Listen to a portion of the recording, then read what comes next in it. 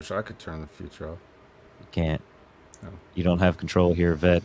As we go live on YouTube here at the YouTube channel of Hameen Media Group and on patreon.com/Hameen Media Group. See, I got it right this week. This time. No more Podbean here, ladies and gentlemen. We've got one viewer so far. I'm assuming that's you. Hi. Wave to yourself here in the chat. I'm sure people will come rolling in here. It's late though. They might not. Wave to your mama. Maybe, she's in the crowd. Maybe I should. I tweeted out that we were going to be live at this moment in time. It's got to. Everybody's gonna roll in the chat, being like, "What the fuck are you guys doing?" It'll be like the virtual version of rubbing your eyes. I should. Who should I tag? So I'm going to retweet the tweet that we had that said, "Join myself and @OpinionHaver for another hashtag Impact Attack as we review Impact Wrestling or hashtag Impact Wrestling from this past Thursday night over at youtube.com/Hameen Media Group." And then I also tagged at Hameen Media Group, which Matthew Schaffer, Rick Vickery, whoever's in control, Kaz, whoever's in control of the Twitter's dropping the ball over there, not retweeting, not getting this out to the people, to the millions and millions. I need to add that to the drop. Ray used to hate it when I would do the millions and millions things on the Smack Attack. I need to get that rock drop. I mean, it's a little cliche. It's the kind of thing that everybody would do. You know, like it's the simplest low hanging fruit. You know, I pride our shows, not just me, but the people on it, as being, you know, like unique and different. You come here because you want to hear something that you ain't already heard 10 times during the week. What did you just say to me? Yeah, you know, like that. But at least that's a unique Ben Hameen drop. That is a unique. It's not just him saying YOLA or something that everybody hears. You know. We also have this unique drop from Ted. Can I have a hamburger right now? Yes, you can, Ted. Right now, we're gonna have a hamburger. We have one person viewing. Hit us up in the chat. Who should I tag? That's what we were trying to go for here. I'm sending out this tweet. I know Sonic. Let's tag Sonic the Hedge Rat. We live pal Yala Chef Fandangle. Piers Austin art in the building. Piers Austin. He's in Australia. It might be prime time for us to get some Australian viewers in here because, you know, it's so early over there. Piers, what's going on, fella? Yeah, what is it, like 3 o'clock over there or something? Piers just recently had a baby. Well, he didn't have a baby. His wife had a baby. So he's kind of a newish father, like a month or two in, I believe. Congratulations, Piers. Sonic, I was about to tag Sonic in the chat, and he must have heard his ears ringing because he's here. He's here right now. Sonic, what's up? Oh, that was good. Look, I didn't even have 2:40 p.m. I said 3 o'clock. That's nice. Good job, Vet. Look at you knowing it's about 16 hours. Your New Zealand Australian time there. Mm-hmm. That's number 3. Wow. I have 2 and it's a handful. I cannot imagine 3. And I have the Vet here. The Vet makes it the handful that I have to, and Big Ray. Big Ray's probably the one I have to deal with the most. Him and his nude pictures. I'm very petulant, but I got nothing on Big Ray. I just put on some anime. You're good to go. You're the throw some video games on. I'm not gonna watch any anime or play any video game though. I'm still picky. Hey, did you catch any of the Smack Attack featuring me on Saturday? No, but I need to go back and listen. Because you just spreading your wings here at Hameen Media Group. Of course, because Ray was trying to, you know, get his usual shit in the chat, and I requested that he be banned, but nobody banned him. Unfortunately, he's got so many alt accounts you can't really get rid of. He's like HPV. You really can't get rid of Ray. Well, they just, James and John didn't ban him, so I mean, you know, unfortunately, his main account just kept popping up, and just he would say the same things he say about you. But just insert my name in there, like that's touching me inappropriately. Like, you know what I mean? Like, come on, bro. Can you at least make up something new for me? Like, that's what I'm saying. Original. The Vet is original content. He was gonna try to make up something lame about you for your intro, and I'm like, dude, he's the Vet. He told me that Rip used to just make up whatever about him. So just make up whatever about him. Don't be like the same thing. Just be like, he taught Mahatma Gandhi how to no sell. Mm-hmm. Like just all these different things. Like That was the best no sell ever, right? Just sit there and don't eat. That was just sit there and dude. don't do anything, bro. Just whatever they Uh, do to you, you just sit there and you don't sell. I think we looked the highlights of some of the highlights of the Next Level Wrestling review as seeing what championships Ray's going to claim that I've won. I can't wait either. It's gonna be great. Y'all Yeah. with the sunglasses. I can't see shit with these sunglasses on. It's funny when you have two pairs of glasses on. And I still can't see. It's these glasses, these sunglasses are so like they're just foggy for no reason. Like Right. it's not even that the color gets in the view. They're just really foggy for some. You're blurry. It's like I've had. Have you tried unplugging the glasses and plugging them back in? No, not yet. I need to try that. Rebooting these glasses would probably work. Vet, did you catch any UFC this weekend? I only saw the TJ Dillashaw fight. Oh well, That's- you that's missed all a I- whole great card. The card was excellent. That's what I heard from somebody. I think it was you. Yes, the whole card, excellent day. Well, I will not go back and watch it, but I'm glad that it was good. What was this? What would you say is fight of the night? Who gets the bonuses? Oh, man. I think the well, no, not even the Corey. The Kyler Murray. That fight was really good. The Kyler Murray fight. The girls had a really good fight too. Adrian Yanez, I think he's a 2-time, 3-time Stevie Ray TV guest. Yeah, he's been on And there. he looked. The guy had the jab on him. The first, I think they were the fight to open up the main card. It was. Was it Paulo Costa? Yeah, Paulo Costa and no, not like it. Yeah, it's a different Costa guy, not the. Oh, it's middleweight not Costa. Paulo Costa. No, it was a different Costa, like because he's a lighter weight guy, and the guy was pumping that jab the whole entire time, like really backing Yanez up, and out of nowhere, Yanez just turns it around, and the dude got tired. We saw this a lot. There were a lot of comebacks. Like you could say the TJ Dillashaw was kind of a comeback. You could say some of a lot of these fights had comebacks where you're like, all right, this guy, the Kyler Phillips one was one where he blew his gas tank in the first round, and then the dude kind of slowly came back. The second round, the dude clearly won the second round, and then the third round, it was kind of a toss up, but the dude still did more to kind of win that fight. But the first fight, definitely, like Yanez, when most of the time when guys get backs up against the cage, guys will continue to throw head strikes when they're like covering like this. Yanez was like, nope, I'm going to, because when your arms are up like this, what's wide open?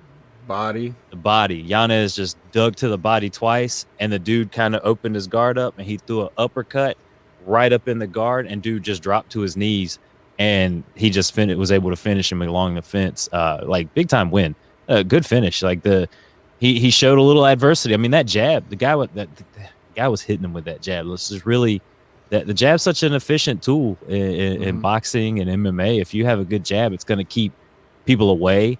They're not going to be able to get in on you and do the things that you need. I mean, you saw George St. Pierre with a jab destroy Josh Koscheck's eye.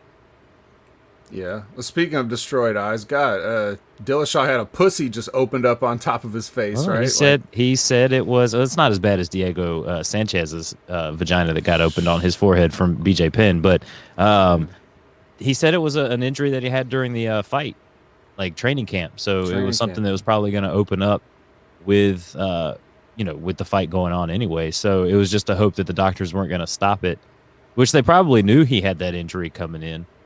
Still though. Yeah, well, I mean, dude. The way things are now. I feel like Corey should have cranked that knee more in the first round. He kind of gave that fight up, man. It was weird how he kind of the second and third round he kind of like retreated, and then in the fourth and fifth he kind of came back a little bit, but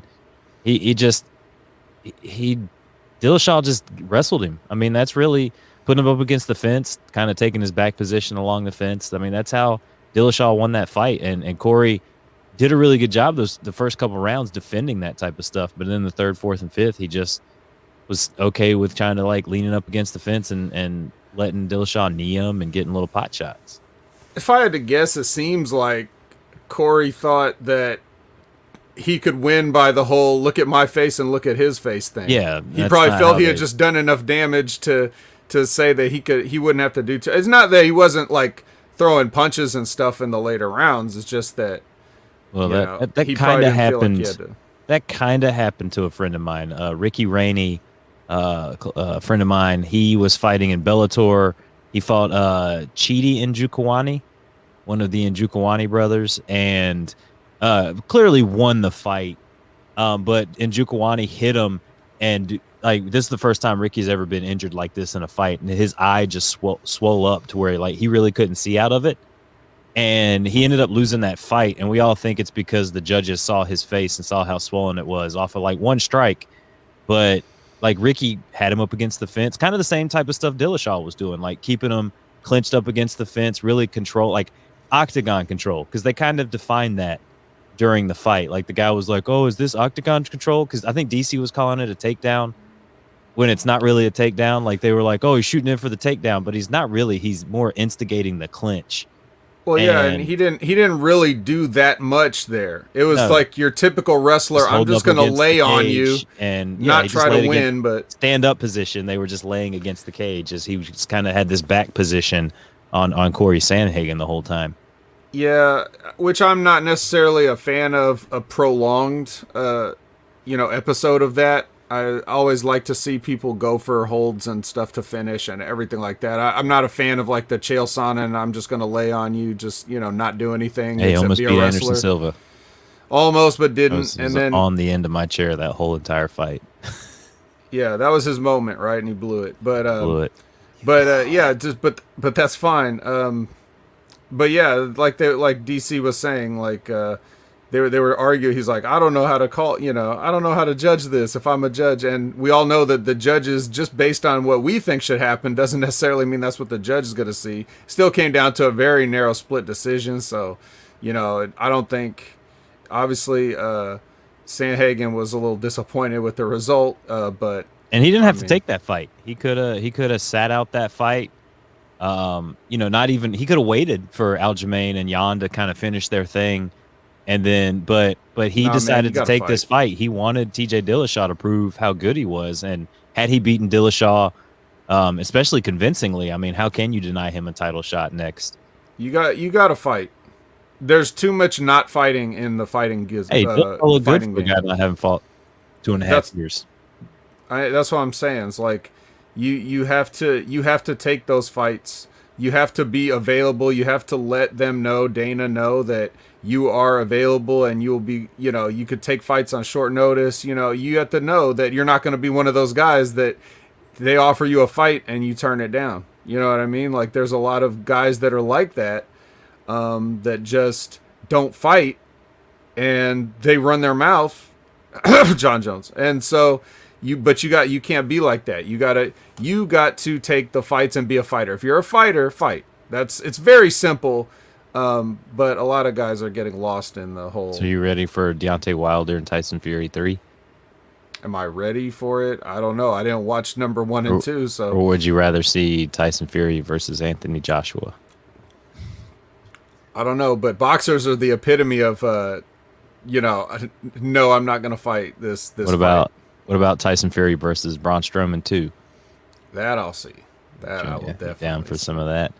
Well, a little bit of Impact news before we hop into the Impact Attack here on Hami Media Group YouTube channel and patreon.com/Hami Media Group. That's twice. I got it twice, and the third time, we're slowly getting there where it's going to be a habit on this thing, but we're not going to screw up like Big Ray does. But did you see? Apparently, Jordan Grace out here setting records in a weightlifting competitions. Your thoughts on Jordan Grace here? Well, whatever she was lifting, I'm sure it was delicious. No, I did not really see that. I don't really put anything that she does over, to be honest. So I didn't get a chance to see this. But what was this record? What'd she do now? Well, I'm about to share it here on screen for everybody to see. So we'll get this pulled up. Chrome tab, Jordan Grace. It should be the Saturday Night Live skit of the guy doing the deadlift and his arms getting ripped off. We're going to pump you up. Let's see. Earlier today, an Impact knockout star, Jordan Grace, competed in the World Natural Powerlifting Federation in Georgia. Grace broke 3 state and national records: squat, bench press, and deadlift. Vet, new part of the show. We're gonna ask you, Vet, how much you deadlifting? How much am I? I don't deadlift. Okay. Change of plans. New new thing for the show. Hey, Vet, how much you benching? Shit, not much. It's like, The bar. no, I could do a one plate at least for like, for 10, but I don't like, I never was one of those like I try to get a personal 1 rep max. You know, I know I'm never going to be that guy. So I would just do the amount of weight that I could do until I couldn't get like 3 good reps. And I never really counted it. So I don't know. My bench is probably somewhere in the 180 something range. So she deadlifted and bench pressed and squatted in her 165-pound weight class. So they're using her wrestling kayfabe weight. She made weight, broke all 3 state national records for all 3 lifts, first place and best overall lifter. Thank you so much for the support. I love you all so much. This is just the beginning. Grace, it looks like in that picture she's only squatting like what, 135 or something. Everybody's pumped. Rachel Ellering traveled 6 hours to watch the competition. So that's a friend. Good buddy, Rachel Ellering there. Making sure weighed in at 161.8 to qualify. I cannot believe I weigh more than her. That is not that cannot be true. The way that it is. I get it. Fat weighs more than muscle, but no, it is just because she's short, and do you know that lift, doesn't matter. She does lift, bro. Yeah, if in case he's also referring to me, it's like not that much anymore. They closed the gyms. I don't know if you remember what's been going on for the past year and a half, but I don't want to go back into a building where they're like, yeah, you have to wear the mask in the building. You can take it off once you get in. She can outbench you. Her opener was 200 pounds. Then maybe I can't do 200 pounds. Look, she's doing the breathing fire face guy from Streets of Rage here. Oh, I love that. Yeah. I love that look. She deadlifts with all that chalk all over her. Yeah, I don't know. I never tried competition lifting. Well, Then you shouldn't have said it. I didn't say it. I didn't want to talk about Jordan Grace. You've dedicated 4 minutes of Jordan Grace to this show. You hate her more than anybody. Did you also?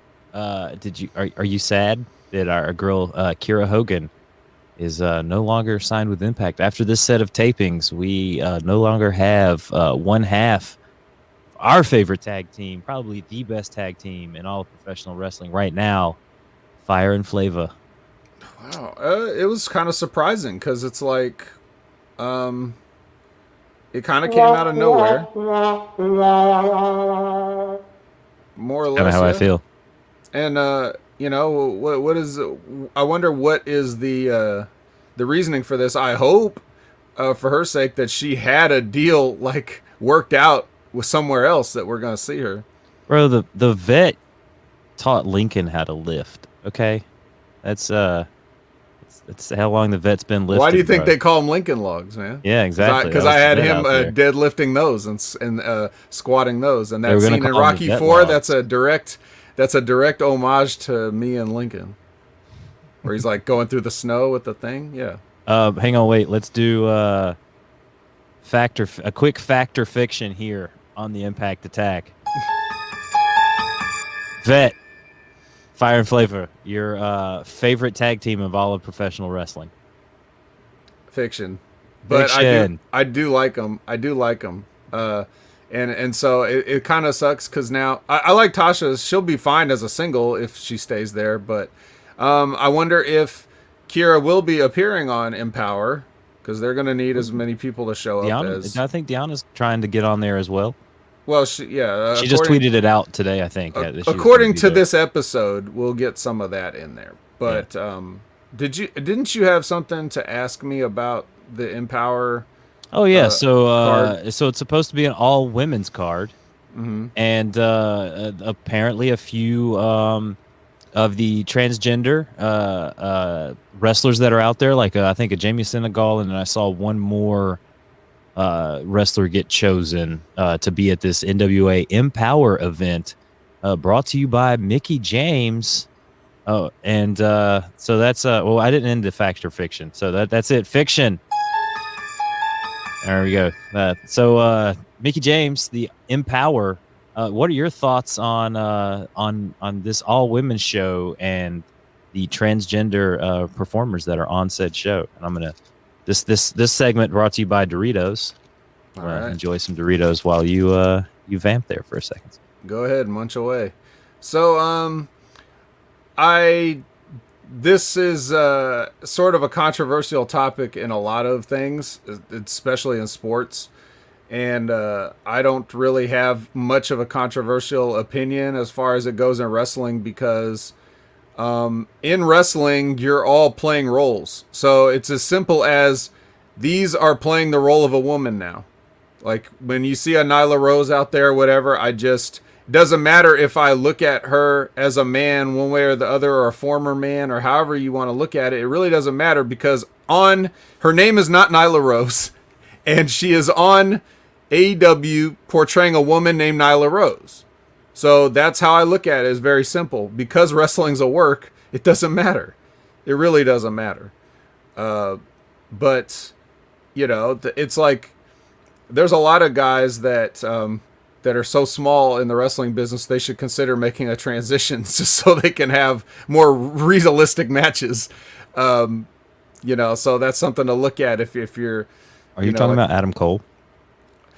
I won't confirm or deny that, but I will just say if the shoe fits. Yeah.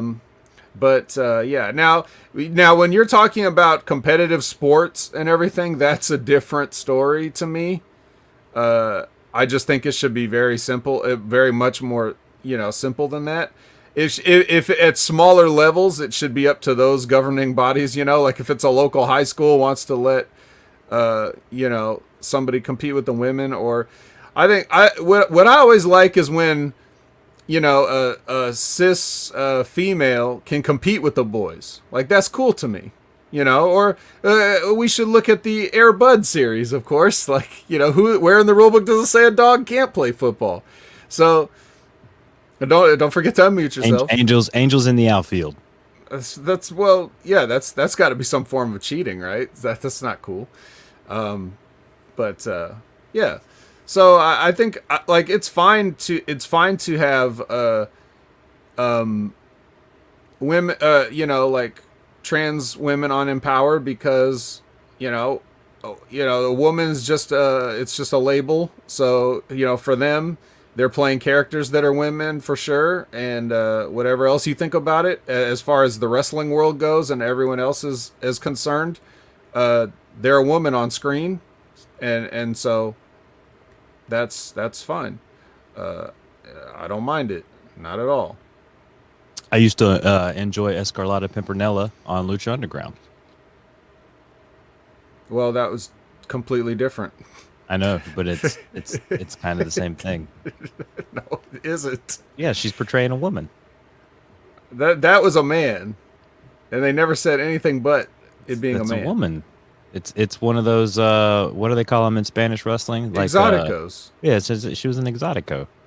Exoticos are men. No, she's a woman. I disagree with you.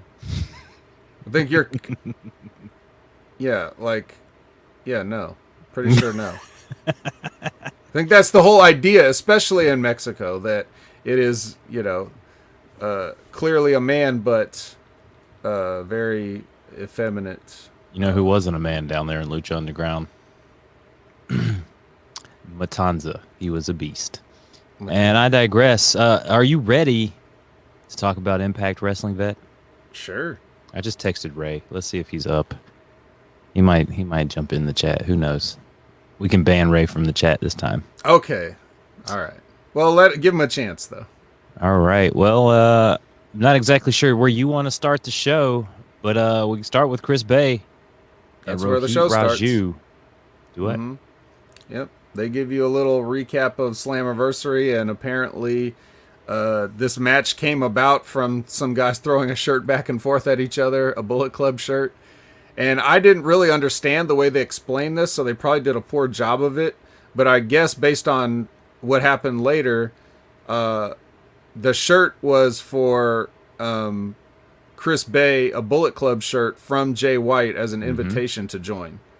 But they, man, either I just don't, even though I'm staring right at it, I must have either zoned out and just it completely went by me what they said. It's possible because I tune out Josh Matthews, or it's not Josh Matthews, but but Matt Stryker and D'Lo trying to explain things sometimes, and so I could have missed it. But that is the storyline. So I guess Raju was upset that he didn't get an invite, or he thought it was his, and they were arguing over it. This part wasn't clear. Rohit's already in a group.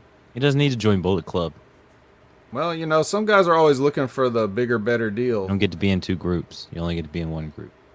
Yeah, but that's how that was their way of explaining how this match got started. It's their version of the coffee machine match where you bump into some guy, he spills coffee on you, and now you're gonna have a match thing.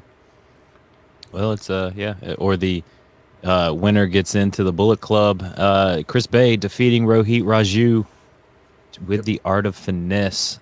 That springboard cutter that he's got there. Who does a better kind of cutter, Ember Moon or Chris Bay? Ember Moon does a stunner. I mean, it's kind of the same thing. It's a stunner. It's kind of the same thing. No, it's not. You don't know the difference between a stunner and a cutter, Colin? No, I know. Are you going to admit that live in front of I know the difference between the millions? Two, you son of a bitch. Okay. Well, I'm just asking because it sounded like you didn't. The millions and millions. See, that drop would come so in handy. You're such a party pooper. Vet. Well, I've never stopped you before, so. No, it has not, because we still have this one. Don Callis backstage upset about Impact's shabby treatment. Oh, wait a minute. All right, see, we already gotta check this guy and his results, because what happens after this? Backstage, Jay White recruits Bay for membership in the Bullet Club. He decides he prefers to walk alone. So White alerts him that the Bullet Club offer will soon expire. Walk alone. He's Batista. Yeah, he's Batista. Even though he's Kofi Kingston, but Kofista. So, man, Bay Kofista. Jay just walks into this scene, and it's immediately the same thing that you see when you've got a guy like a Moose, where you're like, man, this guy is a star. Everything he does just looks cool and good. Like, this is what wrestling's supposed to be. It's supposed to be guys like this.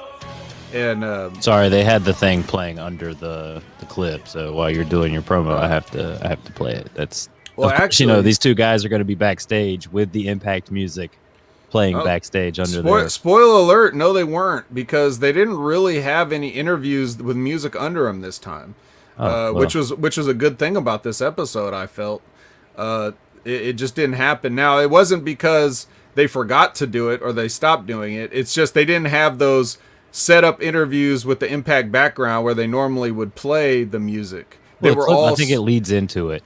They were all sort of on the spot interviews, like Gia chasing somebody down, or the camera just voyeur camera just peeping Tom on the people talking, or things like that. They didn't have a lot of opportunities to play the music. So I mean, but anyways, my point is, Jay White is a star. Okay, of course he is, and he like, if you haven't seen him before, you're just going to see on this episode how different it is. Like, when you hear other people come out and cut promos, or see other people do backstage stuff and everything, and you're going to see a marked difference between. Yeah, I mean, people aren't used to hearing a guy from New Zealand cut promos. I mean, his accent's different. Of course, it's different for people. Yeah, I mean, all right, that's gonna try to undercut Jay White's greatness by saying it's only because he's from New Zealand. Then it's his voice. They're not used to hearing They're not used to people not doing shitty acting, Colin, is what I'm trying to say. They're not used to people that are visibly trying to remember their lines on camera. We're doing this. Yeah, or maybe that. Do they hairbrush in promos? You can hairbrush in a promo if you want. You can hairbrush as many times as you want as long as you're not getting kicked in the head. Well, what do you think of the Roman Reigns promo? Who cut a better promo this week? Roman Reigns with the missionary comment on John Cena, or did Jay White cut a better promo this week? Jay White, 100%. But no one's going to agree with that just because Roman Reigns is super over and everybody's and people like guy. No, it's not. It's people because people like Big Ray don't know who Jay White is or pretend not to know who he is. Right? If you remember that from last. Oh wow, last you can time. put people in timeout in the chat. I think if Big Ray comes in, I'm going to put him in timeout.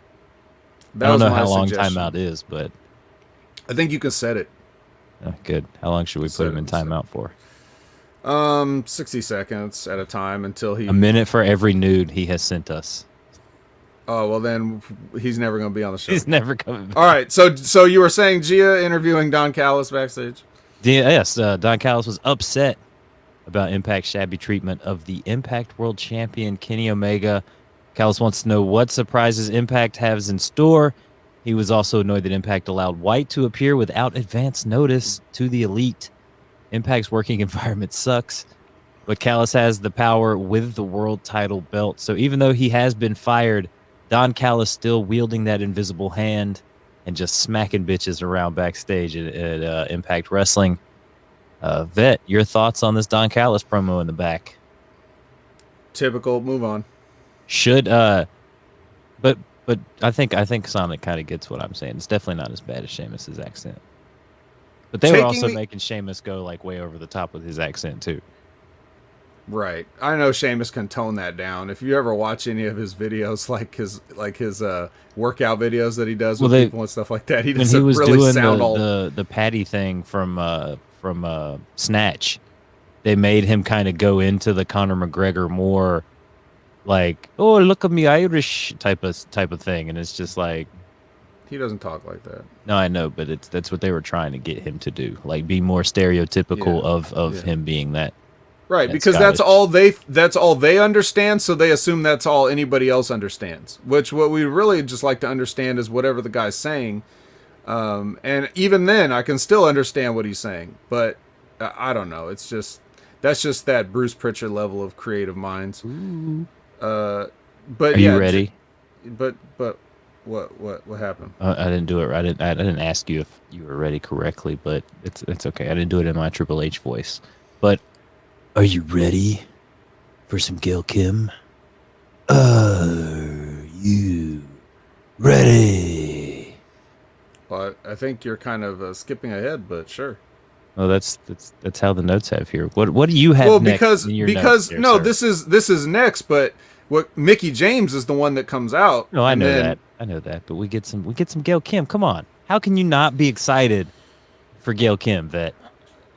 Okay, see, I bet Sonic is excited for Gail Kim in the chat. This is the typical sort of like you're still thinking about Tian Cha. You're thinking about Xia Li, that picture of Xia Li that you posted. If you don't follow Xia Li on Instagram and you like butts, then I don't know what's wrong with you. First of all, if you don't like butts, can you send that somehow in the private chat, and I'll bring it up for everyone to see. I'm sure if Sonic's in the room, Sonic would love to see that Instagram picture. I'm sure he already follows, or he probably already knows. But the point is, if you don't like butts, why do you even have an Instagram account in the first place? You know, that's what it's gone from. It's gone from food to butts now. I gotta continue as Colin Wysong on Instagram. I found it, sir. It's got a lot of likes. Let me share my screen here. Sonic, this one's for you, buddy. I don't know if you're down with this, but we're gonna throw it out there to you.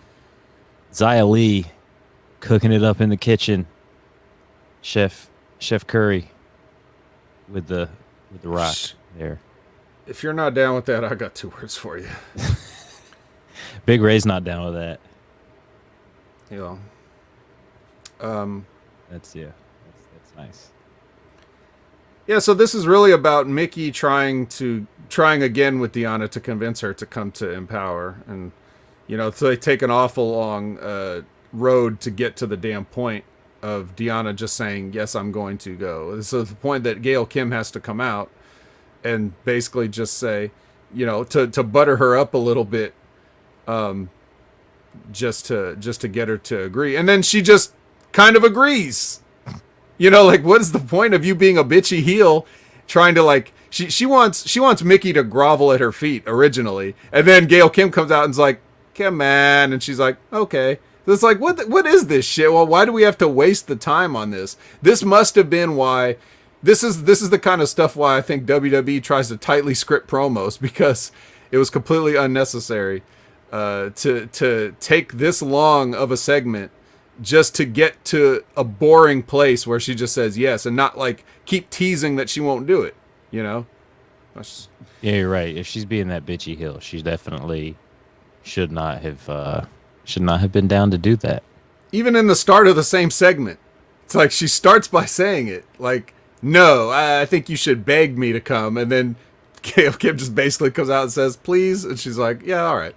I didn't think of it that way. Of course, Sonic definitely enjoyed it. Now, here we are with a vignette playing. There's a candelabra. It's being lit. There's someone that's painting. On the clip that I saw of the candelabra being placed there, there's a part where they're putting the candle, and it's like they mess up. Mm-hmm.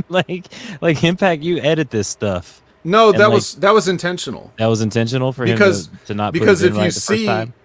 Yeah, because when you watch it, he's becoming more erratic. It's the drama king thing. He's writing that down, but then he starts smearing the paint and everything. So it's kind of like he's flipping out and losing it. I mean, we all know who this is, right? I don't have to explain to you that this is the former CM Punk. Yes, it's CM Punk. He's not actually going to AEW. He's actually going to Impact, and he's going to do what's that kid's name's gimmick? Aiden English. Aiden English? Mm-hmm. He's going to do his gimmick? Yeah. So look forward to that.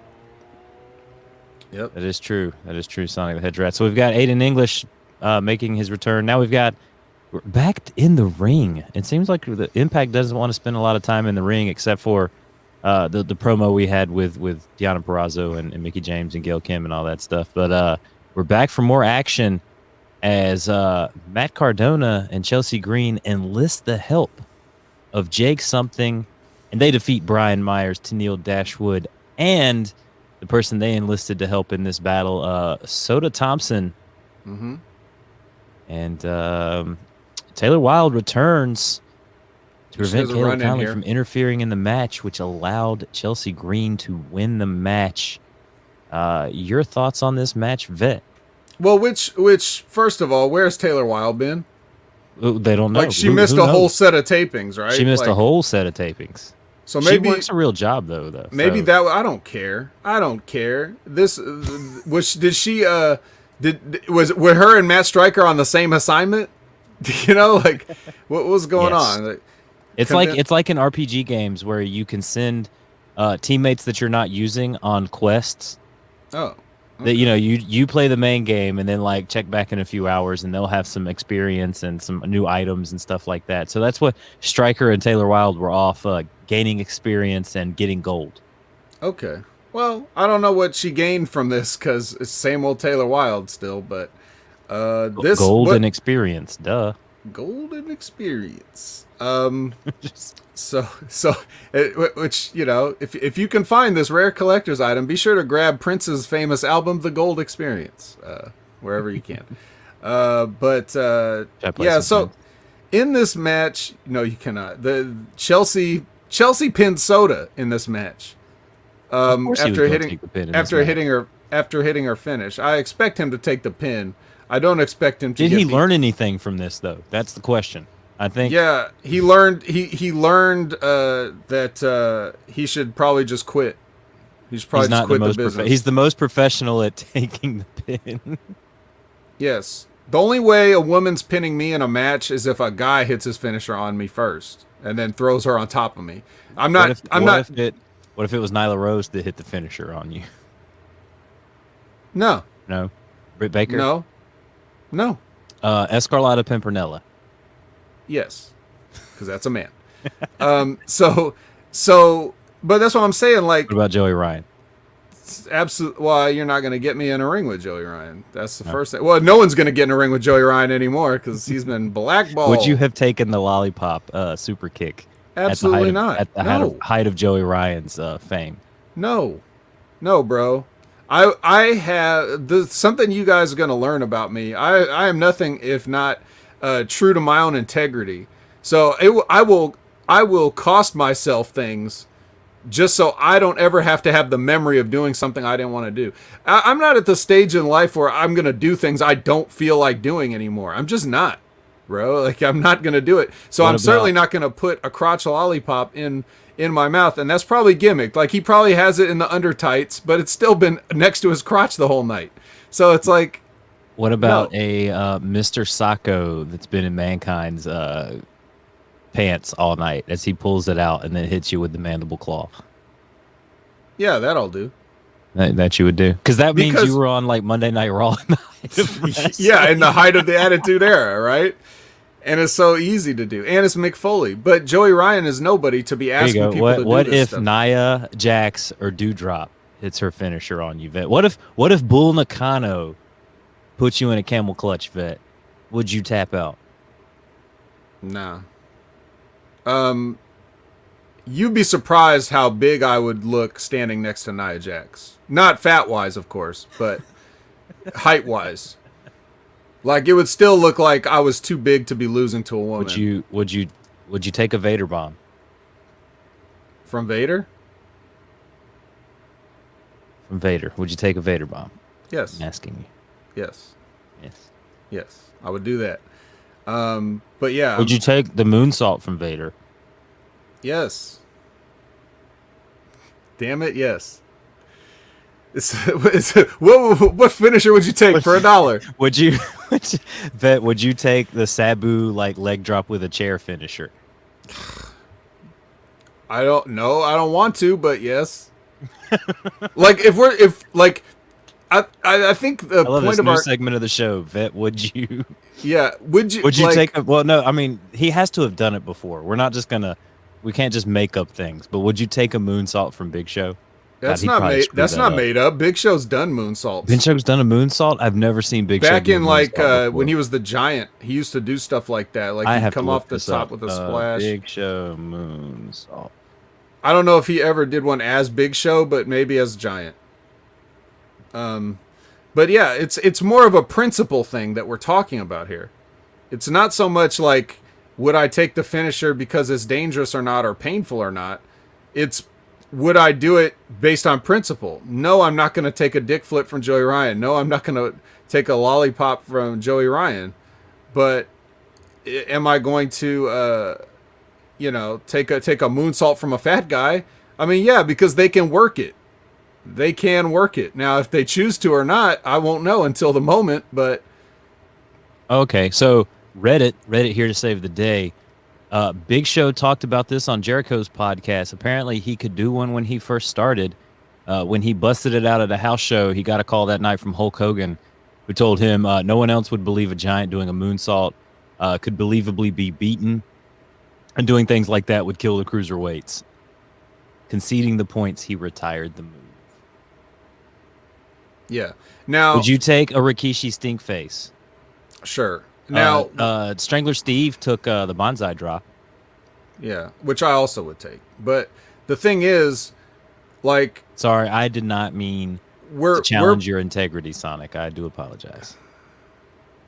Again, we're talking about principles. So I'm talking about doing something that would involve an intergender match where I lose to a woman as a principle.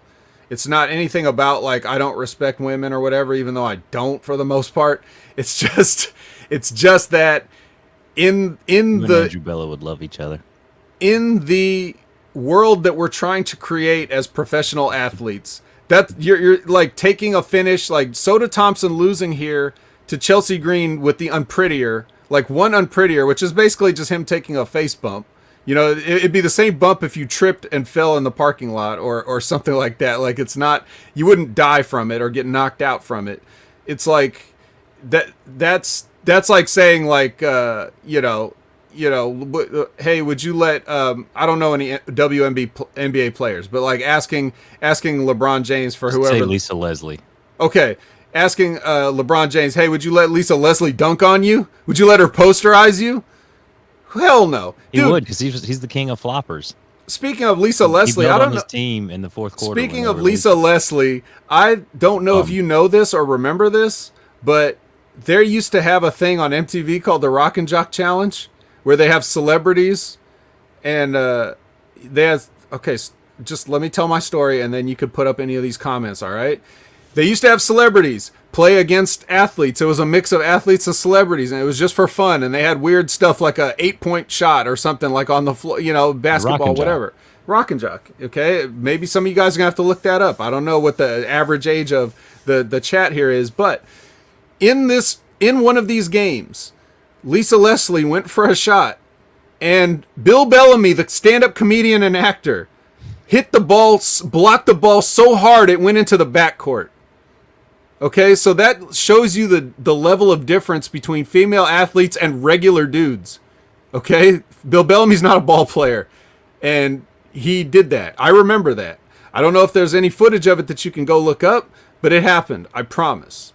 And so that is the point of what I'm trying to say. If you're Soda Thompson, you got to be like, dude, you other two guys got to hit your finisher on me first, and then Chelsea Green, you can pin me. That's how it's got to be, if it even has to be that. I don't know why it has to be that. I don't know why Chelsea can't pin Tennille or whatever else is the case, right? But they just want to do that to embarrass Soda because he's in that gimmick where he's just kind of the lackey and he's the whipping boy and stuff like that. But it's still a little much just the way they did it. I would have done it slightly differently to still protect him somewhat. I mean, he's still taking the loss, but you could still protect him a little bit. That's what I think. Maybe Taylor Wilde was the conspiracy running out at the end of the show there at Slammiversary, which we still haven't gotten any answer to who ran out at the end of the show that we discovered last week. Whoever ran out didn't have a shirt on, so I don't know if that was Taylor I thought it was Wilde. Orange Cassidy because they had like the light colored jeans and no shirt it's on. Almost but certainly Orange Cassidy. You know who what has if a he what if shirt he on? ran out? What if he ran out and like they planned to do a thing, and it was just so terrible that they decided to never do it, like to never air it. Maybe that happened. There's your conspiracy. Funny. Now, as for the China nut shot, yeah, but here's the thing: China nut shot usually is followed by a pedigree from fucking Triple H. So again, like no one ever got hit in the balls, then just fell over and got pinned, bro. Like go back and watch the entire Attitude Era. You'll never find that. Speaking of a guy who needs to wear a shirt, Eddie Edwards criticizing W. Morrissey's attitude. They both know Edwards had Morrissey beat until he used the chain. If Morrissey wants a fight, Edwards is ready for a parking lot brawl right now. Not... Oop, that's too low. 9 days from He wants it right now. He said it was Finley. I think Labrat said it was Finley. Could have been. But wasn't he wearing the silly pants with Well, he probably changed into street clothes. It was so fast and unnoticeable, but they still, even if it's Finley, they still didn't mention it ever. They completely no-sold it on this episode. How many back parking lots have you ever been waiting in that were surrounded by fans? Well, obviously, since this is all real, as soon as he said what he said, everybody left their seats in the arena and went outside to wait with him. Went outside to go watch as Morrissey answers the call to be pummeled by Edwards. Eddie fights back using a trash can and an ice cooler. The one thing we were missing from this street fight is your favorite weapon, an ice pick or a pickaxe, whichever one it was that they used. Morrissey blocks the cooler, lands a big boot. But, of course, Eddie Edwards is not too far from his trusted kidney, the kendo stick. And Morrissey retreats, giving Eddie Edwards bragging rights on this first little soiree here in the street brawl they had outside. Your thoughts? You want to talk about the least effective weapon you could find in the streets? Here's a kendo stick. Here's a kendo stick. Here's two kendo sticks. So you don't even get Triple H sledgehammer gimmick. You don't even get the. You're holding two kendo sticks. Imagine one arm swinging a kendo stick. Like you just cut your power in half, like of something that was already weak as fuck anyway. Is anybody practicing sword fighting at Impact, like in the parking lot for fun, that these kendo sticks are out there. He's probably like, oh, Kojima, I'm making Kojima feel at home. I don't think Kojima's used a kendo stick ever in his life. Fat Eddie here, like this promo he cut sounded very belligerent, which tracks because he's from Boston and he's probably drunk at least a little bit all the time, right? So that was I thought was kind of funny just listening to him. It sounds like a rambling Patriots fan or something. Then I guess none of this was sanctioned, of course. So I guess rather than get security to break up this fight between the two of your assets, you just rather film it and just stand there and film it, right?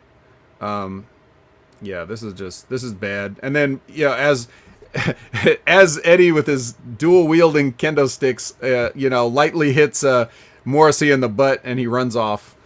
So it's very weak looking. The entire thing is weak. I don't like it. Well, how do you feel about Tennille Dashwood dumping Brian Myers as a partner? As again, you kind of mentioned earlier, they jump in and interview these guys as they're walking backstage. I love Brian Myers is telling Soda Thompson, I didn't train you to take a pin like that. And he's trying to get over to Gia that he is has Tennille sitting under his learning tree, much like Beal. And Bill was like, excuse me, Tennille Thompson? Dashwood. No, Dashwood. Oh, sorry, Soda Thompson. Yes. But Dashwood was like, I don't think you know what we just saw out there. Like, I'm not going to be your partner anymore for Homecoming. So he got dumped. Brian Myers getting dumped right before Homecoming. And our good friend Soda Thompson is going to find Myers a partner. He's going to find Myers another partner. Yeah. Right. Well, I mean, this is definitely like, yeah, Tennille should definitely dump the professional losers because you lost to a woman, so you can't be trusted anymore. You're not going to be. He was learning. That was learning. Helpful. Yeah. So, yes. A 1 a.m. stream. You are welcome, sir. Welcome to the Impact Attack here at Hameen Media Group YouTube channel and patreon.com/Hameen Media Group. I am Colin Wysong here with the vet. We're here each and every week, usually not this late or this early, and whenever you want to hop in. That's right. So yeah, well, let's talk about Switchblade some more. Ooh, yes, because that's next. He says he's here for Finlay. That's why he came back, because it was at the New Japan Cup, I believe. Finlay spoiled it for him, and then the Elite comes out, interrupts. They speak some harsh truths. Both parties do. And then Jay again, just with his everything he does is like so much better than the usual. Typical generic, forced, written promos that these guys are used to doing, or that you're used to hearing, like guys like Scott D'Amore come out and just obviously be doing a wrestling promo, even when you're supposed to be casually speaking. Just the way Jay is like, just addresses Don and is like, "Do you even still work here?" You gotta see the charisma oozing off this guy. He's the real deal. And then, of course, he gets into a fight with these guys, the Good Brothers, and Bay comes out to save. So, what do you think? Maybe he's considering that invitation now, right? Like, I don't know. But him running out is going to eventually put them in they're going to have to end up being in a tag team here. It's the logical pro wrestling booking that goes on here. Yeah, that's exactly what it is. Teddy Long comes out. Holla, holla, player. We got a tag team, y'all. Yep. And what did you have before this happened? Nothing? You had no show for the people? The people were just going to sit there and watch video packages on the wall all night? No, we had Josh Alexander discuss being a fighting champion. He wants to be the face of Impact, Omega Overhood, and took issue with that statement. Callis guided Omega away before it got too heated. Ooh, I think I could be down for a Josh Alexander Kenny Omega match here. That would be fun. He's already saying that he's king of the mountain since a guy from another promotion has their belt. Would you be down for like a co-main, or would it be a main event of like an Impact pay-per-view if they pulled off Omega versus Josh Alexander? I would like. Let's see. How would I do this? Would I make it for Alexander for his title, or would I make it for Kenny being the belt collector? Kenny, the belt collector's title. You got to make it for the Impact title. Right, and then, but how do you get out of that? So that's where I'm like, because you don't. Obviously, they're not trying to beat Kenny anytime soon. Anybody, not AEW, not Impact, not nobody. So the hand is still working, whether he's fired or not. The invisible hand. So what's it working?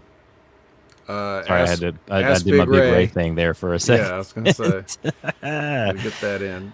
So the Good Brothers challenge White and Bay to a tag team match next week. So it wasn't Teddy Long. It was the Good Brothers doing their Teddy Long impression. The Howard Fink impression that Luke Gallows does is really good. I enjoy. Have you heard his Howard Fink? Yeah, it's all right. No one can do Howard Finkel, bro. You just can't do it. Next we got Finjuice defeating Ace Austin and Madman Fulton. What you got here?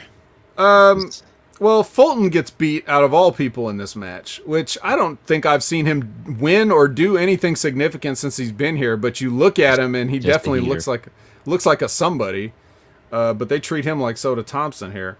But the thing is, like, the Rohes Aju is still alive and well here, and so if the angle is this, like, where we're keeping, we're doing a thing where we're keeping this team alive, why beat anybody? If people are just going to interfere, then again, we don't need to beat poor Madman Fulton again. We can just have somebody run in and interrupt the match. It's not like any of this matters anyway. Not like these wins and losses matter. So, but it still hurts him to, because in the perception is, Fulton can't do shit. He's basically a job guy, which you look at him and you feel like he shouldn't be. How can you be an effective heater and get any heat when you can't do shit? So that's why I think, like, you should get out of these situations that you put yourself in differently and try to think about, like, preserving as much of the talent as you can. That's just my opinion. I don't feel the need to pin the guys. If you're going to pin the guy and then the match is over, fine. But if you're doing a run-in post-match brawl, why not just do that before the match is over and then nobody had to lose, right? That's true. That's true. And we are here 57 minutes into us recording. And it's Moose. He's demanding a rematch to right the wrong of losing to Chris Sabin, which... Oh, wait. Well, no. Continue, actually. I should never interrupt Moose. I apologize. No, what are you I publicly apologize. Here? No, let's talk about Moose screwing up the more. show. Talk about Moose more, even though you went out of order. Sorry. That's okay, but we've got Moose demanding a rematch, losing to Chris Sabin. He was dominating until Sabin got lucky. Sabin stepped up in Moose's face. Scott D'Amore makes the match as next week's TV main event. Do you think 8-Track Brown's going to be happy when Chris Sabin beats Moose again? I doubt it. If anything, he'll be more livid, and who could blame him? And he like just had some kind of knee surgery or something going on. 8-Track, so he's going to be doped up on morphine and all kinds of other pills that they gave him on the way home. And probably did he have the surgery? Did he have the surgery before that Slammiversary match, and he was trying to just relax and recover and enjoy the match that he had to suffer through that? Tore the stitches because of Chris Sabin. Yeah. Jeez.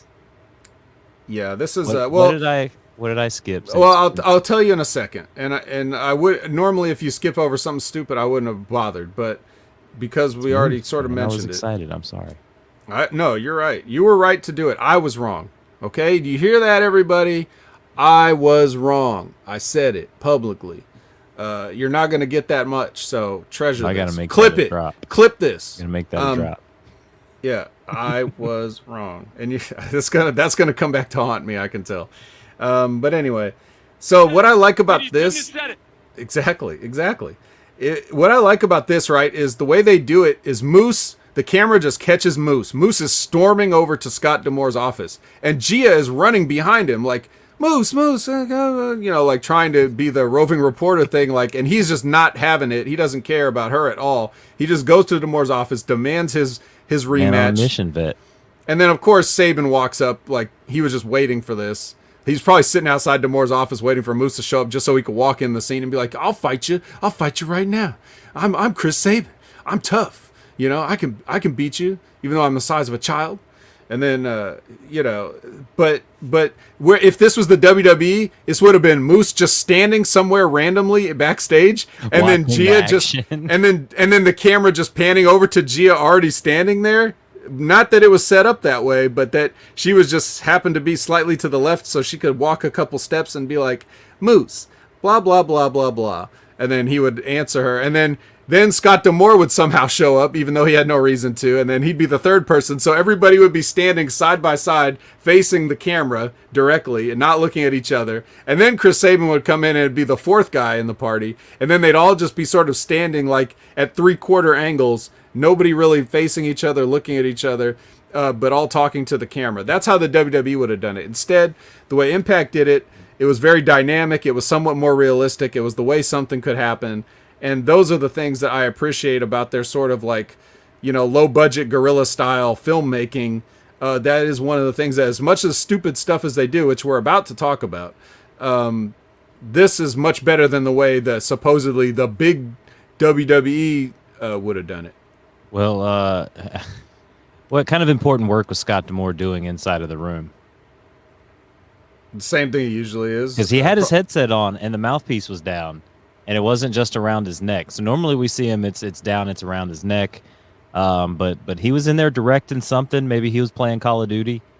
He was yelling at some 15-year-old, or probably getting cussed out by a 15-year-old. Oh, look at that! Look who's in the chat. What do you think about this? Huh? So are we going Big for Ray it right is off the live bat? and in the chat room, ladies and gentlemen. I heard you were over in the Smack Attack chat room, Big Ray, saying the same things about me, but inserting the vet's name in place of my name. Very unoriginal you are, sir. I figured you'd come up with all new roasts for our friend the vet, and you failed me. You just rinse and recycle the same old material. The missionary position every night. Every single night. Ray's roast is like the mission. It's like John Cena, 2005 John Cena. If you want to see Ray's roasts, go Google some 2005 John Cena. Not like my roast that burned down the West Coast because I left it in the oven too long and fell asleep. But oh man, this could be why Rosemary and Havoc retain the title against Kiera Hogan and Tasha Steelz, because Kiera Hogan is no longer going to be a part of Impact Wrestling. Big Ray said, "Oh, suck it." Yeah, I think he's done. I think he left. But we didn't even get to time him out. That's too bad. No. But hot wait, rewind. We have to go back to before the Moose, because this whole show was titled after what happened in this little segment right here. Swamak is doing a promo in a room, a weird room that I've never seen before. It looks like some wood panel log cabin or something.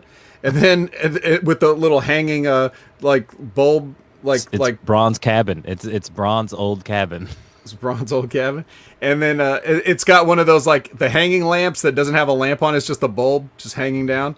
And then the bulb starts flickering, and then all of a sudden Eric Young appears. So like magic teleportation. He teleports in the room. Impact's Bray Wyatt. Yes, this is exactly that. This is exactly the Bray Wyatt, and I didn't like it then, and I don't like it now. At least a lot of the time, it was somewhat implied that this stuff with Braun and Bray and the Swamp family was all pre-taped, and you were just seeing videos of it. This, even though it was pre-taped and it looks, like their pre-tapes look, it still was implied that this was happening live. And he just teleported in the room and started, VBD is all there, and then they beat those guys down. So this looks like a hate crime with magic involved. It's great. It's exactly what you want on your pro wrestling God show. knows if somebody saw this on camera and they saw Joe Doring, Diener, Eric Young, and Rhino beating up some black guys, they would videotape it and claim it. You as a wandered into crime. the wrong meth lab trailer park, boys. Oh, Ray just took a TCH gummy. I hope that's better than a THC gummy. Why is he not timed out? I don't know. Do I need to time him out? How long? Put user in timeout. I put him in need timeout. He's blocked for 5 minutes. I didn't. That's so funny. He needs to know that this shit is real. Okay? You can come back in 5 minutes, Big Ray. I didn't Vet's- know. I thought it would let me pick a time. It just kicked him out. Vet's done enough jobs. Vet's not Soda Thompson up in here anymore. That's right. You damn right. Oh Yeah. my gosh, that's So anyway, funny. Fire and Flava. Fire and Flava again lose against Rosemary and Havoc, who retain the title here, which is what we talked about at the top of the show. Kira Hogan not re-signing with Impact after these tapings, so Tasha Steelz is gonna be kind of going on her own here, possibly a singles run. You gonna learn today, yeah.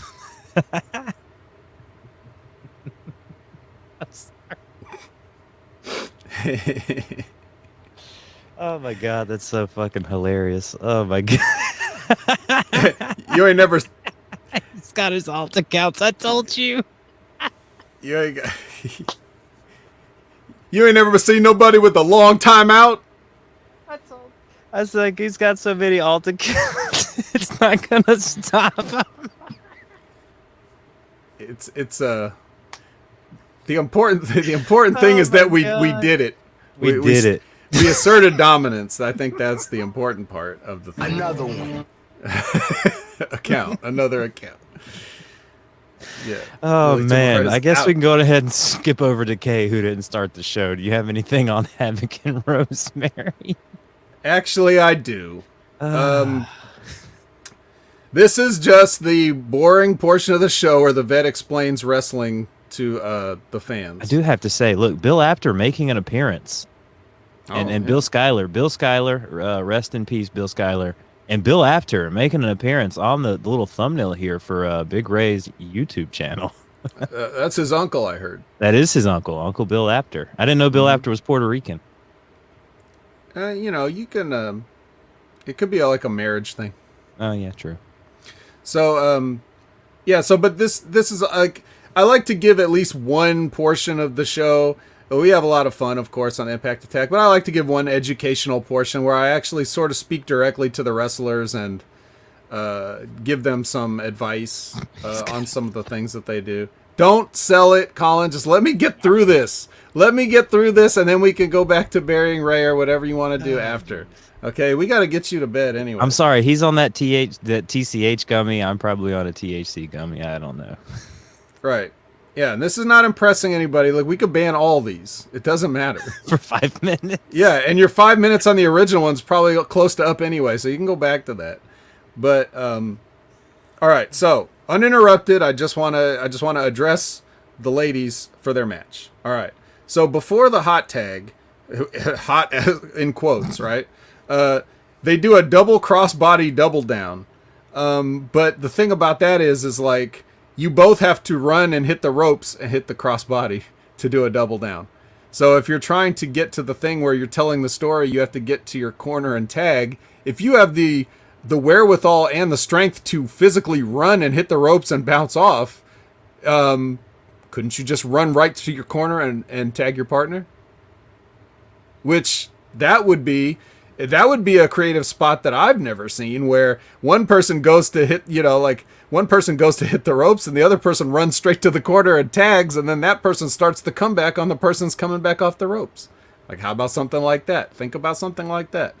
But then it doesn't matter anyway, because one lousy minute later, Havoc tags back out, and the commentary, even D'Lo's like, I don't know if it's too soon for Rosemary to come back in this match. And, so a few seconds later, Hogan gets pinned, so she's doing a job on the way out. And yeah, I don't know if that had the factor into the decision of her leaving, or if that was because of her leaving. Not saying that Kiera Hogan would quit wrestling just because she got pinned here, but you know what I mean. Like, did they already decide this and she's just finishing up? Van Hammers. Yes. That's right.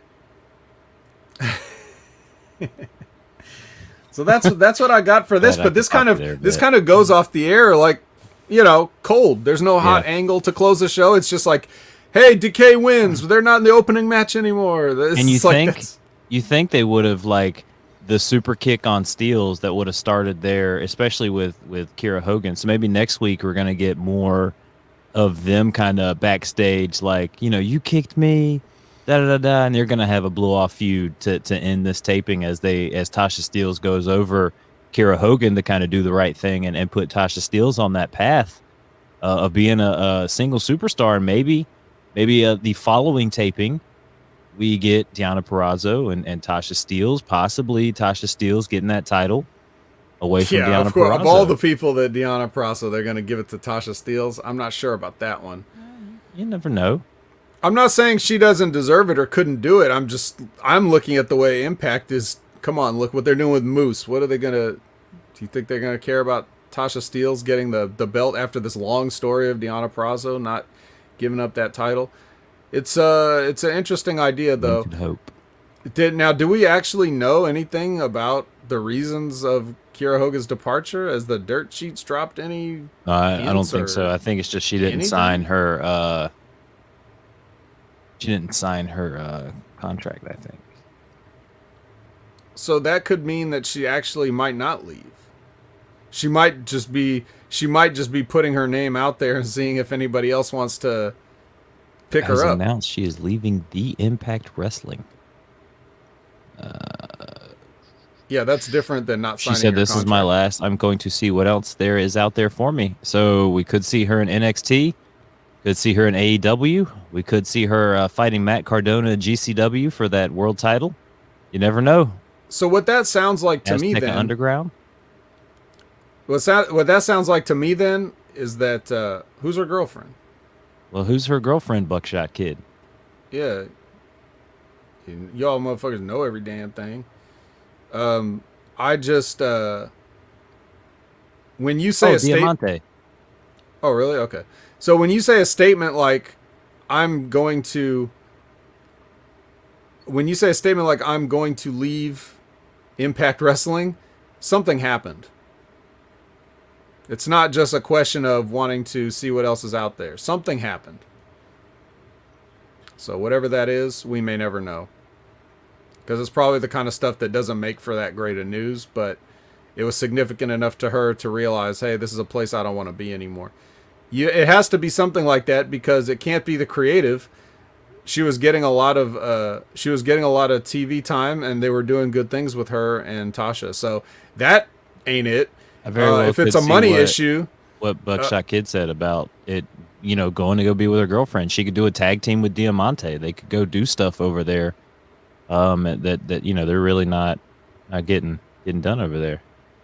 Big Ray's asking if these are panties on my head. Those are panties. Yes, those are. Well, whose panties are they? That's the thing. Jordan Grace's. Jordan Grace's panties. Yeah, Jordan Grace's panties. I would open them up for you, but it would fill like the whole screen, and you wouldn't be able to see me anymore. Right. So these are the ones. These are deadlift worn panties. Record-setting panties. These are record-setting at 165 pounds. Big Ray, you're in the chat. Can you believe that Jordan Grace weighs 161 pounds? Let us know. Let us know in the chat if you can believe that. Anybody. I would have thought it would be one leg. That's crazy. I bet you Hogan will be twerking at AEW. I'm gonna ram my head into something, Sonic, just for you. Give myself a concussion and then do the show with the vet. That's right. I probably wouldn't notice too much of a difference. I mean, I would rather us play Moose twerking on this show as well. I mean, I did buy these from her OnlyFans.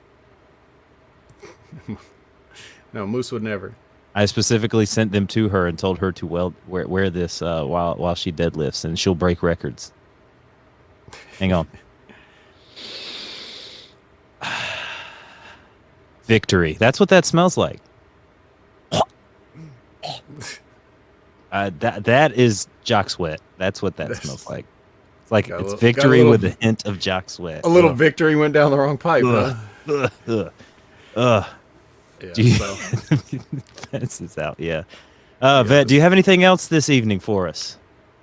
I do not. I believe this was just one of those weeks where we have an impact and nothing else, so it's kind of... Yeah, did it really make an impact? And we vamped for a lot at the beginning, and we're clearly petering out now, and it still is like 45 minutes shorter than we usually would go. So it's almost like we need a pay-per-view to attach to our shows to get like a good meaty. Do you have another one segment? Another one? Do you have some tweets that you can go to from the marks? No, I don't. Oh man, so no. No, but we could do a quick, we could do a quick AVA. We could do a Ask Vet Anything for like maybe 5. Do you want to do a 10 fact or minutes. fiction? Ooh, we could do a fact or fiction. Fact or fiction? Kira Hogan going to AEW to be with her girlfriend. Fact. I got another one here. So. Fact or fiction? Roman Reigns prefers doggy style over missionary. Probably sounds like a fact. Fact. It's probably the way that he cut that promo. Right. So here's the thing about going to AEW, right? Which a lot of the buzz this week has been about Daniel Bryan or Bryan Danielson. I guess we should get used to calling him again. The American Dragon. And CM Punk. And the thing about AEW is, what did I say? If you remember, like when I was talking with Ray on Next Level, because he asked me about it. What did I say when he asked me about the thoughts of Bryan going to AEW? I said it makes sense for him because AEW, and this fits in with Kira Hogan and her statement of saying what else is out there. If you go to AEW, that's basically like a hub now because they're interested in working with other companies and letting people work different places. So if you go to AEW, you got a New Japan in, you got an NWA in, you got an Impact in. If you ever like to go there for whatever that might be worth to you. Obviously nothing to Kira because she just was there, but for other people that, you know, they can do these things and Kenny's doing these things or whatever. So going to AEW is like basically saying I'm going to work for every other company that I feel like working for. And that's one of the reasons that I thought it was so attractive to Bryan Danielson, because he can go to AEW and continue to reside in the States, and he can work New Japan wrestlers without having to go to Japan a lot. He can maybe go to a couple of shows, you know, like big shows over in Japan and work some big matches there. But he doesn't have to just sign with them and like go on tour with them because he has a family here in America. And I don't think Breeze is going to feel like going up to just moving to Japan. So that fact or fiction? Your first match took place in the Garden of Eden. Fact. That's a fact, ladies and gentlemen, here on the Impact Attack. I mean, you know how stories get distorted, like with telephone over the years and stuff? Like, it wasn't really a snake that was trying to talk Eve into eating the apple. If you, it was you. You were having promo if you smell class? what the vet is cooking. You were having promo class? Yeah. This is what you're going to go back and say to Adam. Mm-hmm. Yep. No sell Adam. That's right. That's right. Oh, my God. I got his dumb ass to eat the apple. Here we go. One more here. Unless you have any other ones you want to do, but I got one more here. Fact or fiction? Daniel Bryan will be the catalyst that slingshots AEW ahead of WWE in the ratings, thus igniting the Monday Night War, the proverbial Monday Night Wars again. Fact or fiction? It's half fact and half fiction. I think that Daniel Bryan Faction? faction. Like an NWO? That's you. Oh my gosh, CM Punk, Brock No. Lesnar, No. There's Daniel not going to Bryan. be that. It's all lining up for a new NWO. There's not going to be that. And Sonic said that was performed for God before he said, "Let there be light." Haven't I been saying on the Impact Attack there need the lighting to be fixed? Why do you think I know so much about this? He knows so much. He taught God how to do the lighting. He I taught was God like- how I to was sell like- merch. Yeah, I was like, it's dark in here, kid. How do Call you it the expect these people Bible. to- It'll sell millions. How do you expect anybody to get over it when no one can see? So that's what I was saying. But yeah. So yes, I think that they will pull ahead in ratings numbers, even though it's not a head-to-head competition. But like you'll just look at the overall drawing numbers. I think that they'll at least be able to stay consistently over 1 million if they have Daniel Bryan, at least for a little while. Because that's the thing. Like AEW's got so much talent over there that they can't all fit on a show every week. Like there's people that get left off every single week. So how many weeks is Daniel Bryan going to actually be on there? Especially if you're looking at like reduced dates, you know, like if you're looking Punk at, is looking at reduced dates. he's a special attraction. Yeah.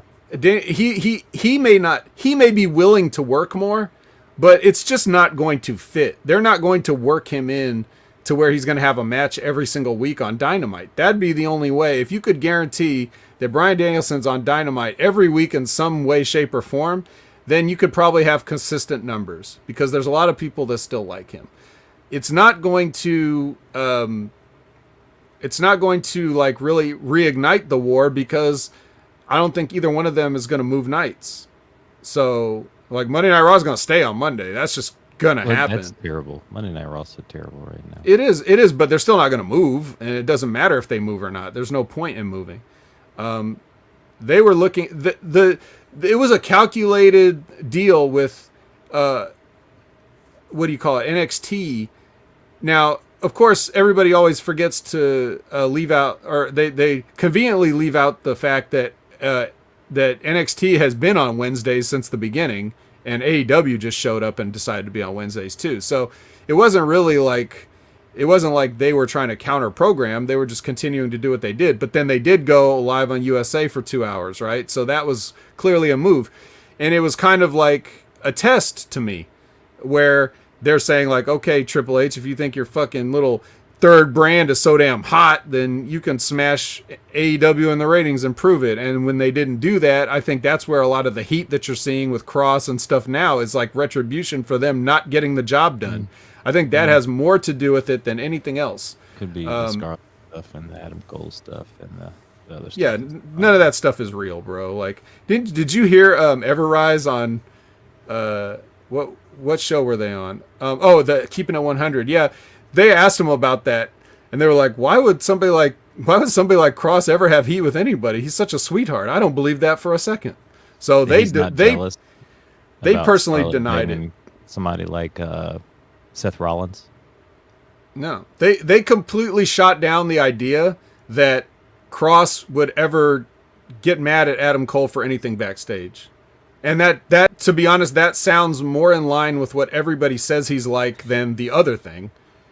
Right? Yeah, It's probably because we were talking UFC and not Impact Wrestling at the top of the show, and maybe because I have a turban. It was probably one of Ray's band accounts. One of Ray's band accounts. Buckshot Kid asks in the chat, which he might be disappointed by your answer to this question, but I saw him I thoroughly enjoyed it. But should Impact bring back Wrestle House for a season 2? Yes, I think they should. The vet does not, but I bet Big Ray would say that they should bring back Wrestle House. It was probably one of the best things about Impact when he was reviewing it with Ben. Okay, so I didn't watch a lot of Wrestle House. I maybe only saw just like a little bit of one thing, and I hate it. But that's me. I hate all that kind of stuff.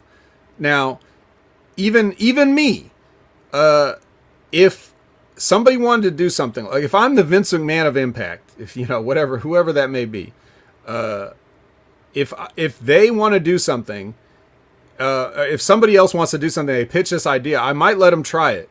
And if that is a success and I hate the way it is, like as entertainment, like if I'm just sitting there watching it as a viewer and I hate it, but it's doing good numbers for us or otherwise helping to promote the show, I'll let them do it if it's a success. I don't know what Wrestle House ever did to move the needle.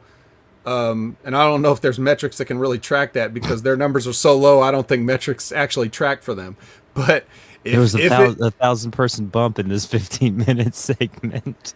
But yeah, but even if that is the case, I would let them do it just because I personally don't like it because I'm about the business, unlike the WWE, right? So like, I'm not going to fight myself. I'm not going to spite myself. I'll let a success be a success. If the fans like it, if the fans are interested in seeing something like Wrestle House, I may have some notes to try to make it better, but I wouldn't just shelve the whole thing just because I don't personally like it. And that's the difference between people who are willing to admit that not everybody agrees with them and that their tastes aren't the be all end all of things. So even though I may not like Wrestle House, if more people in here, if Big Ray, if Ben, if Buckshot Kid liked Wrestle House, I'm already outvoted 3-1, and you said so that's 4-1. So like obviously I concede to Wrestle House, and I admit that I did not watch it from beginning to end, so that's fine. But I like the character stuff. That's just me. I like the vignettes and the stories. Like I don't know if you saw the Baron Corbin Down Out of Luck promo. Have you seen that? I was just on the Smack Attack, everybody. So if you missed the Smack Attack, go back and watch. But the point I made on that when I was talking with the guys is make that 5.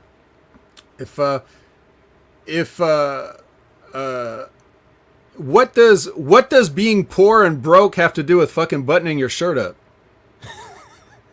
You know what I mean? Like that's the way their mentality when they're producing these vignettes and things and interviews and everything. It's like, oh look, we'll put a little bit of ketchup on one of his shirt, like on the front of his shirt, and we'll have him unbuttoned and we'll have like part of his collar turned up so he looks disheveled. Like what does any of that have to do? He's like, and then friggin' oh, don't worry, Lab Rat. We can't donate to Corbin because the guy that made his GoFundMe page ran off with all of his money and ghosted him. Didn't you hear the promo either? So he's trying to explain to Kevin Owens that he has a stain on his shirt because he's eating spaghetti out of a can or whatever. He had to break it on the. He did put a good picture of the scene of when he was talking to Kayla Braxton backstage about he didn't have a can opener, so he was really hungry, so he was bashing this can of ravioli or whatever on the street. Yeah, so let me tell you why that's stupid. Because he's at a WWE event which is catered. So if you were starving and you couldn't afford to eat food, you just go there and get a free meal, and then you bring your Tupperware and take some of it back home with you. See, they can't even fucking get. They have no logic whatsoever in anything that they're doing. Like this is stupid shit for children. Okay, so yeah, Wrestle House is 100% better than this. Well, whatever it is, and I didn't even watch it. I know it's better than this. Big Ray flying like killer from Half Baked. Well, I mean, you took a TCH gummy, which you typed in the chat, so I'm pretty sure there's probably some PCP, maybe some meth in there. Did you get it from a guy that was walking down the side of the street? Was like, yo, I got this TCH gummy for you. You want to try it? Whoa, Ray! I didn't know you like to get wet. Ray's over there getting wet. He lost his crown and lost his food privileges. So maybe because he's not king anymore. He doesn't get to eat catering. Why did they let him in the building then? That would have been. And what was he doing before he was the king? But he had this whole career right up to this point where he got a shitty crown and started carrying it around. What was it? Football money. Yeah, what is that? Living off his football money. Well, or his NXT money. Yeah, what do you think that? What do you think that Corbin got rich in NXT? What do you think? What do you think the Arizona Cardinals paid for like a third string fucking offensive lineman? What do you think he was making in the NFL that he saved? $100,000 a year. Yeah. Okay. So, anyways, it's the shits, but whatever. The question was about Wrestle House. Should they bring it back for season 2? And if he's saying that they had 2,000 more viewers on Twitch compared to now, then maybe they could try it. But yeah. Let's see. We're not going to ask that question. Let's see. I think that's it. Do you have anything else? Do you have anything else, sir? Well, I should ask you if you are or are you not interested or going to or have already seen the Snake Eyes movie because you're a G.I. Joe guy. Fact or fiction? Fact, I have not seen the Snake Eyes movie just yet. I can't. But I do plan on watching it. I'll probably give it a shot. Is that one of those movies that they put on like same day streaming as theaters, or do you have to go to the theater and watch That's dumb. They shouldn't have done that because that's what like. I'm asking. I don't know. I think you have to go to the theater to watch that one. Oh, Disney kind of fucked the theaters by putting Black Widow out the way they did. So, I'd rather the theater's so much better. It's so much better an experience. It is, but not these days. It ain't. Look, that's exactly what it is. Corbin hit catering after Nia was done. Nia and Dewdrop hit catering, and Corbin was left with nothing. Well, they're on Raw, so that doesn't track. See what I mean? Like, you can't explain this shit. There's no way to explain it. It's terrible. Did Dolph and Rude, were they robbing Baron Corbin? Yeah, Kevin Owens gave Baron Corbin a pity $20, and then Shotzi shot him in the balls with her tank, and then while he was on the ground, it was an accident. It was a quote unquote accident. I'm sure they didn't mind shooting him in the balls with her tank, but they were like, that's the most thought they put into it, is that they showed them trying to get their tank to work off to the side before they panned over to Baron Corbin. So anyway, he does his whole interview and gets shot in the balls, and then as he's on the ground, the Dolph Ziggler runs up and takes the $20 out of his hand while he's selling his balls, and then Kevin Owens chases him off and gets the $20 back. But it was very embarrassing. That's the kind of stuff that you have to bookend your great Roman Reigns segments and other things that they do well. For every Roman Reigns on there, there's a Apollo Crews or a Baron Corbin having no money thing. Just terrible. Apparently, Lab Rat has heard the G.I. Joe movie is woke. Well, the only thing that's worse than something being woke is people throwing the word woke around like anybody wants to hear that. So you might want to look at that. 7 people in a room, and we come up with more creative stuff than WWE. Good job. Yeah, look, it's how does Millie get a job and we don't? It's ridiculous. Vet, you should have a job somewhere in wrestling. I should, but my job is here on Hami Media Group. Why aren't you booking I can PWG? basically be on. Never. You don't want to be like, all right, Ciampa, this is the part where you're going to take your thumb, you're going to put it up that guy's butt, and then another guy's going to put his thumb up your butt, and you're all going to do the conga line, and then Jushin Thunder Liger's going to butt flip all of you while your thumb is up their asses. No, you wouldn't book that? I'll be in Kaiju Big Battle before I do that. Well, I mean, I may or may not be Dr. Cube. Let's see, guys. Look, guys in the chat. Hold on. Let me just. I'll be right back. Hold on. Go ahead and vamp for me, Colin. Okay, hang on. I'm pulling this up, you guys. I've got Dr. Cube here. Does this not look like the vet? I mean, that is clearly the vet. The vet is there. I gotta pull this up. Look at this, guys. It's the vet, ladies and gentlemen. I knew he was the Cube. Nope, that's not. I don't know who that guy is. That's not the vet. Let's see if we got any more images. No, I'm also MVP. You're also. I don't think that was MVP. Was that Johnny Gargano? No, I don't know. I think it might be the guy that everyone thinks is the Dr. Cube, but we all know who Dr. Cube is. Look, that's totally the vet. See the arms, the bald head. It's totally the vet. The Cube is bald. It's totally the vet. I fucking love Kaiju Big Battle. Yeah. So. All right, well, Vet, I know one place that I can't find you on social media as @OpinionHaver, and that's at aftermath.fm, because you'd have to pay $79.99 to get a subscription to listen to guys like Billy Ray Valentine on the Infinite Fringe. Or if you really want to listen to him, you can just go download the Infinite Fringe live podcast. He also has the Infinite Fringe podcast. Friend of the show, friend of Big Ray's. I'm in the inner circle there. Billy Ray Valentine, Billy the Kid. Go listen to him there. But I know there's not an opinion haver there, because you would never dare pay $79.99 just to go and take the opinion haver and aftermath.fm. That's for a year, right? It's got that's for a year. That's all right. It's a special going on in July. That's a nice. That's a sure. That's a like nice. He's deal. going over to Big Ray's house Saturday. Cool. I got to meet Billy Ray Valentine's wife, and she is delightful. Oh, nice. Yes. Well, you would expect nothing less. No, of course not. But you cannot find me there. But you can find me pretty much everywhere else at Opinion Haver. Of course, you can find me on the Impact Attack whenever. And you can find me on the Next Level Review more promptly sometimes at... That's right. You could find us on Wednesday mornings at 11 Eastern, 8 Pacific, or whenever Big Ray has to schedule around his own life. Then it might be a day later, an hour shorter, whichever. You can find me on the Smack Attack sometimes, but definitely this past episode from yesterday or 2 days ago now, where we discussed what it's like, what our thoughts were on having the fans back in the arenas for the WWE. Spoiler alert, doesn't really make a difference because the WWE is just going to do what they want anyway, and the people are just going to keep eating the shit that gets shoveled in their face. So, what is he doing? 11 a.m. I said that. I don't need you to double down on what I'm saying. You know what? Don't worry, I know how to handle that, Vet.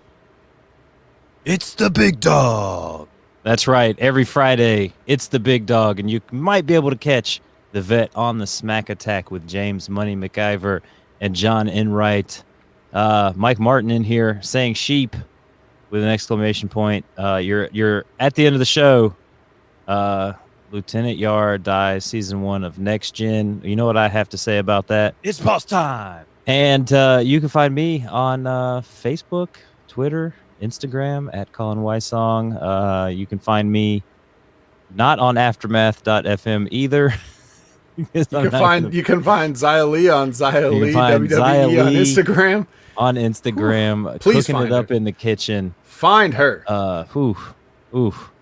Big Ray, we'll have to show you later. But oh man, look at that. We end the show with 10 people coming in. We need to go like 20 minutes longer. Do you want us to go 20 minutes longer? No, I'm just kidding. We're not. Yeah. I don't mind, but Colin has got to go. It's been a long, long day for him. A day for me. Let's see, what else do I have to put over? The A Show, Tuesday, this Tuesday, 7:30 p.m. Eastern Standard Time with April Hunter and the formerly known as Damian Sandow, Aaron the Idol Stevens, each and every week as they tackle whatever subjects they want to talk about and try to talk as little wrestling as possible, but they're fucking wrestlers, and there's always wrestling that has something to do with whatever topic they're talking about. So there's always going to be wrestling kind of mixed in there. And so you know what? I gotta hit this on myself because they're gonna talk about wrestling anyways. It always divulges into that. If you go to their Patreon, patreon.com/the A Show, for as little as $1, you can get the up-to-date shows, a few extra things that we have on there, like the Quotation of Illumination, where Aaron goes over like a quote, kind of reads about it, how you can apply that to your life, and a little bit of the story behind the quote. And April Hunter has Just the Tip, where she gives you just the tip of some diet, exercise, life, beauty, all just whatever kind of tips that she has. She's going to give you just the tip, Vet. If it comes from her, that's fine. That's totally fine. You're just not taking the tip from Aaron Stevens, right? No. You take a finish from Aaron Stevens, but not from April Hunter. Yeah, Aaron Stevens is total pro. He won't hurt me. I don't think April Hunter would hurt you either. She's Killer Kowalski trained. Well, I'm not going to take her finish because she's a woman, so. That's true. If you guys missed I'll take it and kick out. Conversation- I'll take it and kick out, of course. If you guys don't know what Vet and I are talking about and you missed that part of the conversation, you're going to have to go back and listen to the show at patreon.com/Hameen Media Group, or check this video out in the live section. Make sure you hit that notification bell, hit that like button. We need that thumbs up. Leave a comment. To counterbalance the negative dislike from one of the alt accounts that Big Ray had. Speaking of which, I'm going to go ahead and throw Big Ray in timeout for another 5 minutes here here at patreon.com/Hameen Media Group and the YouTube channel of the Hameen Media Group. We haven't done anything on this episode to get struck down, so it should be available for everybody to watch. Definitely, if you check the live section out, for sure. Yeah, we come on at weird hours sometimes, and you may not be able to see us live, but it's definitely worth going back and watch, if I say so myself. Definitely, Mike Martin, go back and watch it. You're not a Mark, you're Mike. You're a Mike. Subscribe, hit that like button, hit the notification bell, and all those good things that they like to say, all those YouTubers like to say on YouTube. Vet, do you have anything else this evening? I think that's going to do it, sir. Well, Let's as say always, goodbye. and until this man loses the belt, we are going to say goodbye and good night. Goodbye. Mwah. Good night. Bang! Yes!